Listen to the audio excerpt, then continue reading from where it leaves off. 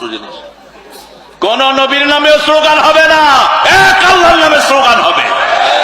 নারায়ে তাকবীরের পরে নারায়ে রিসালাতের স্লোগান যদি বন্ধ হয়ে যায়, মনে করবেন এটা আমার মাহফিলও যদি হয়, মনে করবেন খারেজিয়তের বাতাস লেগেছে হুজুরের গায়ে।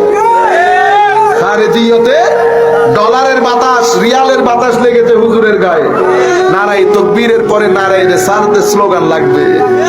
বুঝতে পেরেছেন? কারণ কালমার মধ্যে লা ইলাহা ইল্লাল্লাহ মুহাম্মাদুর রাসূলুল্লাহ, লা ইলাহা ইল্লাল্লাহ মুহাম্মাদুর লা ইলাহা ইল্লাল্লাহ মুহাম্মাদুর রাসূলুল্লাহ। আযানের মধ্যে আশহাদু আল্লা ইলাহা ইল্লাল্লাহ এর পরে কি?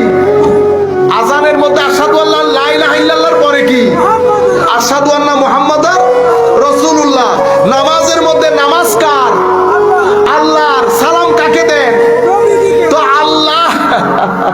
কলমার মধ্যে লা ইলাহা ইল্লাল্লাহর পরে আমার নবী, আযানের মধ্যে আশহাদু আল্লা ইলাহা ইল্লাল্লাহর পরে আমার নবী, নামাজের মধ্যে আমার নবী আসসালামু আলাইকা আইয়ুহান নবী। সব জায়গায় নবী না? আচ্ছা রাখছে। আপনারা সূরা ইখলাস পড়েন না? সূরা ইখলাস কোন সূরা বলেন? সুন্দর করে বলেন। বিসমিল্লাহির রহমানির রহিম। কুল হুয়াল্লাহু আহাদ। হাবিব আপনি বলে দিন তিনি আল্লাহ এক। সূরা ইখলাস, সূরা তাওহীদ, এটা আল্লাহর একত্ববাদের সূরা।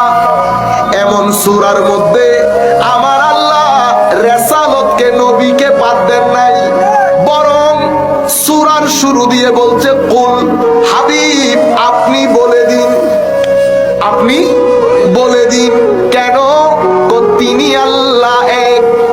মওলা আপনার রাসূলকে কেন বলতে হবে? বলতে হবে কারণ আমি তো তিনি। আমি কি? তিনি। আমি যদি তুমি হতাম বা আপনি হইতাম তো তোমাদের সাথে থাকতাম। আপনাদের সাথে আমি যখন কথা বলবো কিভাবে বলবো? এই যে আপনি বলতেছি না কেন? এই তো এখানে আছেন সেই কারণে।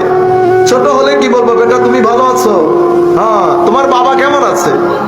তখন বাচ্চা আমাকে কি বলবে? যে তিনি ভালো আছেন। তিনি বললেন কেন? কারণ এখানে নাই। তো এখানে যিনি নাই উনি কি? তিনি। তো আমার